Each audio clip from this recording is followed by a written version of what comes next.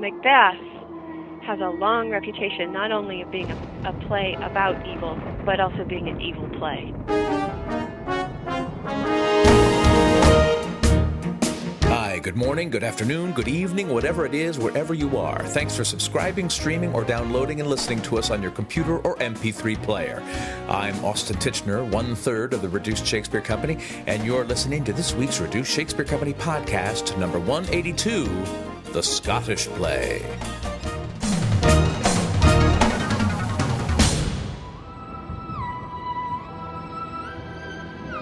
Almost 2 years ago on podcast 91, Jennifer Lee Carrell talked to us about her first mystery, Interred with Their Bones, also known as The Shakespeare Secret outside the U.S. Well, Jennifer is back with a new mystery featuring her scholar, director, sleuth, heroine, Kate Stanley. The new book is called Haunt Me Still in the U.S. Everywhere else, it's known as The Shakespeare Curse, and it's a creepy mystery whodunit that deals with the various legends surrounding the script and the origin of William Shakespeare's Macbeth. I wanted Kate to investigate the Shakespeare mysteries that I find most interesting. And Macbeth has a long reputation not only of being a play about evil, but also being an evil play, especially if you're in the theater. You know that. Mm-hmm. And so I really wanted to play with that. She's a skeptical and rational person, and I wanted to put her in a position that would sort of force her to the edge of the envelope, to actually look at the things happening around her and think, is this just human evil or is there something else going on here? My heroine, Kate Stanley, is a young American theater director who works mostly in the UK. Which is another great fantasy right there. Exactly. I could give her for me. People often ask me if Kate is me, because she's an ex-academic. I'm an ex-academic, and that just makes me laugh. And the first answer is, well, yes, she is, but so is everybody else in the book, including the killers. Right. Yes. But I was fascinated by the kind of, you start off with the theme that knowledge is dangerous, which I thought was really great and sort of counterintuitive. Great for a mystery, but counterintuitive for an academic, Oh, but knowledge is dangerous. Is it? I thought isn't that what we thirst for, what we long for? Well, of course, but that doesn't mean it isn't dangerous. Look at some of the most advanced knowledge we have in the world is how to build an atomic bomb. That's dangerous. Okay. Doesn't mean that we should stop seeking for it, but great knowledge has always been dangerous. And and the established institutions in the world have really regarded it as dangerous. Right. Well, AKA the Catholic Church. but can't knowledge quell superstition? Isn't superstition dangerous? I guess that's because there's so much superstition about the Scottish play. Well, exactly. I mean, ignorance is I would say equally dangerous, but in a different way. Okay. So I'm not saying that because knowledge is dangerous we should eschew it, and certainly it can be used as a weapon against ignorance and superstition. Mm-hmm. But also, the more you know you don't know. Also, right. Yes. And being in a place of unknowing is always a scary one, and you put human beings in a place of fear or uncertainty, and they become very dangerous. So in a way, I also in those beginning lines, I wanted to bring up some philosophical ideas, but I also wanted to, sort of toy with a long history of I'm toying with Genesis in those first lines and the whole idea of creation and some of the old ideas about magic. Mm-hmm. Magic used to be almost inseparable, well, not almost, entirely inseparable from science. And science is, the act of, or the pursuit of knowledge, really. Magic used to be the pursuit of knowledge. It was just a different kind of knowledge. And magic in Shakespeare's day was all about trying to recover and reconstruct the ancient divine language that God used when he created the world. Mm-hmm. And there was a feeling that, if you could find that language and you could pronounce it just right, with the right words in the right order, Not that you could become God. It's not like you could say, fiat lux, let there be light, and there would be light, but that you could approach that, and you might be able to fix what was wrong with the world in time for the second coming. It was a very apocalyptic idea among some very highly intellectual circles. So that's, I was sort of pointing in that direction. Not that you need to know that when you read the first lines, but well, and just that phrase and that idea sort of sparked all of those things as I was reading it, which was great. This book deals with the mystery of the existence of a first draft of Macbeth. Yes, and also with the possibility that there's a curse on Macbeth, which is believed in many theatrical circles. I mean, what got me started in this is a fascination, and you know this, you're an actor, that in many theatrical circles you cannot say the word Macbeth, you can't name the two lead characters, and you cannot quote the play beyond what's absolutely necessary for rehearsal and performance in the space of a theater. Because there's some sense that, and this goes back to old ideas of what black magic or just even any magic is. There's some sense that in the mouths of trained actors, people who really know how to speak, that these words are dangerous, and that you quote Macbeth in a theater when you're not supposed to, and you somehow conjure up some kind of a dark force that gets loose, and all kinds of mayhem will happen. There's a long belief that this has caused real disasters in the theatrical world. Not just the failure of productions, but also, it's a very violent play in which, at the end, the character Macbeth has a sword fight with the character Macduff. And there are a number of occasions in history when one or the other of those actors has stabbed the other one, sometimes fatally. There's a story that Abraham Lincoln was obsessed with this play in the couple of months before his assassination and quoted it over and over and read it aloud to his friends. And so, there's sort of people in theater history have just archived all of these disastrous things that have happened when people haven't towed the line with this curse.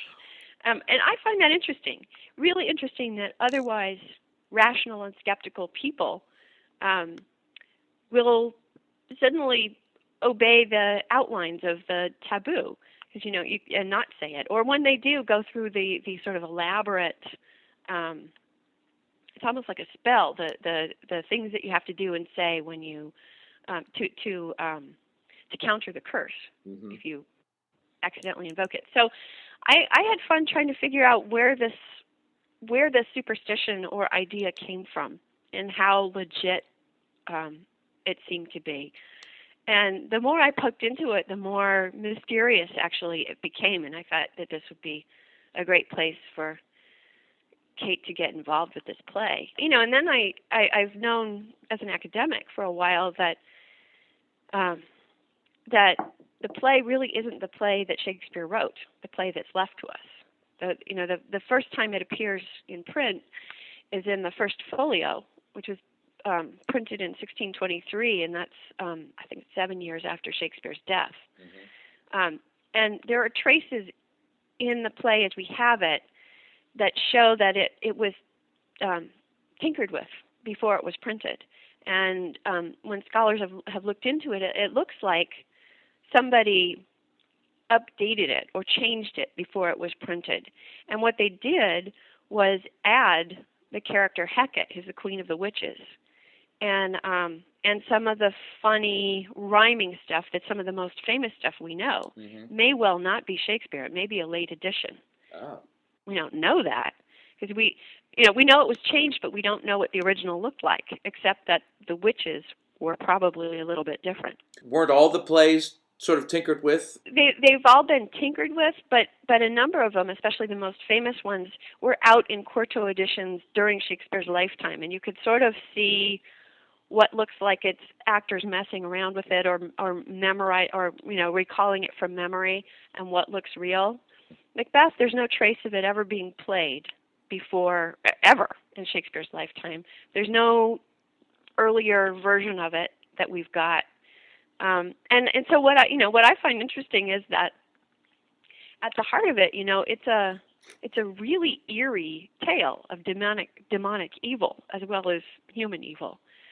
And it's the first time that anyone put that kind of demonic evil into witchcraft on the English stage. Before this, witches were sort of old comic characters. They were village scolds. And Shakespeare all of a sudden takes a lot of the sort of darkening ideas about witchcraft in Europe at the time and puts them on the stage in what can be a very terrifying production. So in a way, Macbeth is the first great piece of horror literature in modern Europe. So there's the forerunner to Stephen King. I'm Richard Harris, science correspondent for NPR, and you're listening to the Reduced Shakespeare Company podcast. And now back to Jennifer Lee Carrell, author of Haunt Me Still, or The Shakespeare Curse. One of the intriguing plot points about her book is that there just might be a previously unknown first draft of Macbeth that contains actual demonic spells. One of the things that I got started thinking was, well, if Shakespeare's doing this really new thing with witchcraft and making it really dark, and there seems to be this feeling in the theater that it works like a spell of black magic, well, how much did he know about magic? And we don't really know. And those words, "we don't know," are manna from heaven for a novelist. It's really lovely to know a little bit about a historical situation, but to have a lot of loose ends, because that's where the novelist can jump in and posit, what if this is what happened? And that's a place that I love to be. So anyway, I started asking, what did we know? What do we know about what Shakespeare knew about magic and what he thought about it? And the more I started to look, magic, and specifically the conjuring of demons, it runs throughout Shakespeare's work from the literally the very first play, which is what we call it, the Henry VI Part 2, but that was probably his first play, all the way through to the end, The Tempest. And he seems to have been really fascinated by that, and to have been in some ways a lot more accurate than most people were putting that stuff on the stage.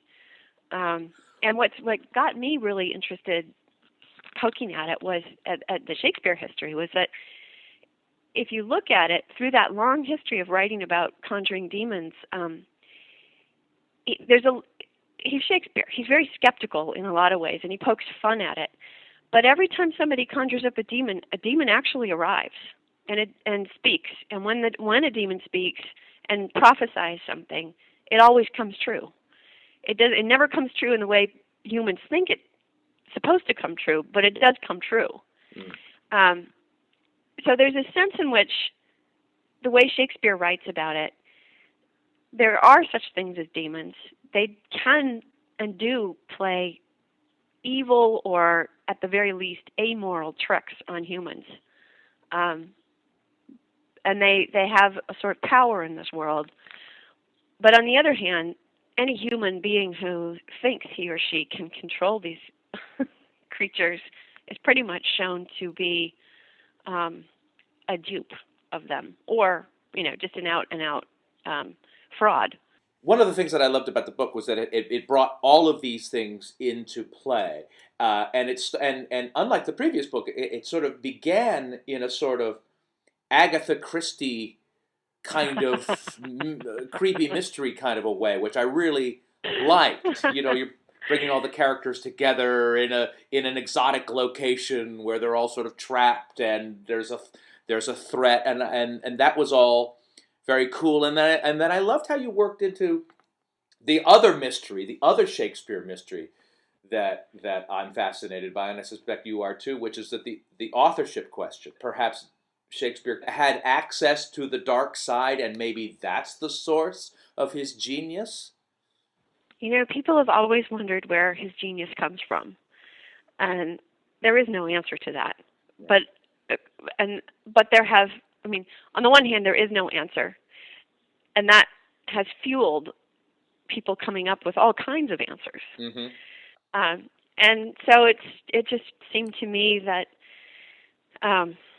anytime you're really seriously delving into the wonder of whether something like Macbeth can put dark forces in play, and you're wondering whether Shakespeare knew the great magicians of the time and how much he knew about their work. And it sort of seemed to flow naturally into having to ask the question, where did his genius come from? And magic seems to be as plausible an answer as the Earl of Oxford.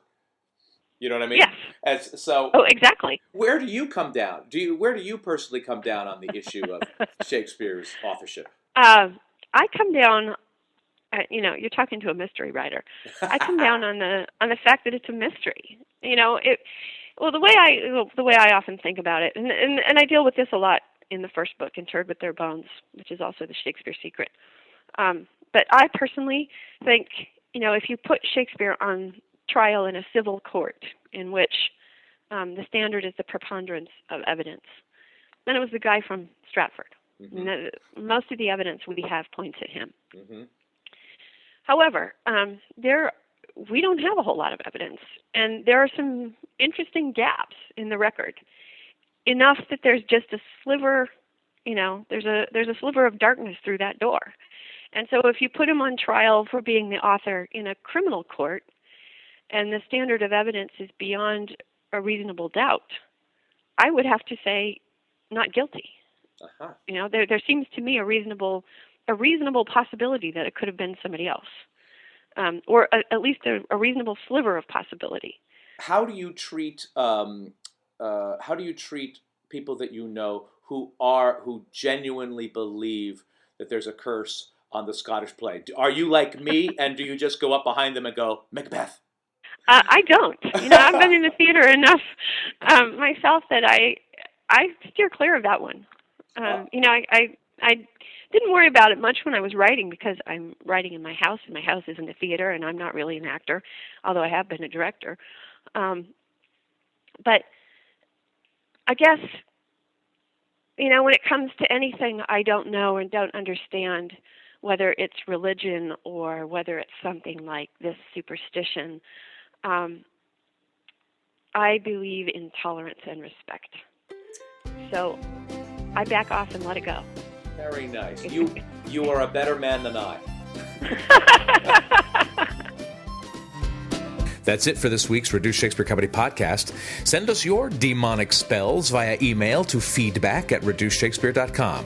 You can interact with other fans at our website, reducedshakespeare.com, and our Reduced Shakespeare Company fan page at facebook.com. You can also become a subscriber to our YouTube channel or become a twit. Follow us on Twitter at twitter.com/reduced. You can find easy links to all these social networks at our website, reducedshakespeare.com. Thanks as always to webmaster Matt Rippey, aging wizard Matthew Croak, music by John Weber and GarageBand. Our random fan shout-out this week goes to Seth Bate. No reason, it's just random. Special thanks to science reporter Richard Harris from National Public Radio. You've been hearing him a lot recently discussing the BP oil spill. And finally, thanks very much to you for listening. I'm Austin Tichenor, 182 546th of the Reduced Shakespeare Company. I sort of revel in the world's mysteries and the world's wonders. I don't feel the need to clamp the lid down closed and say, "Ha, I've got this solved," when in fact I don't.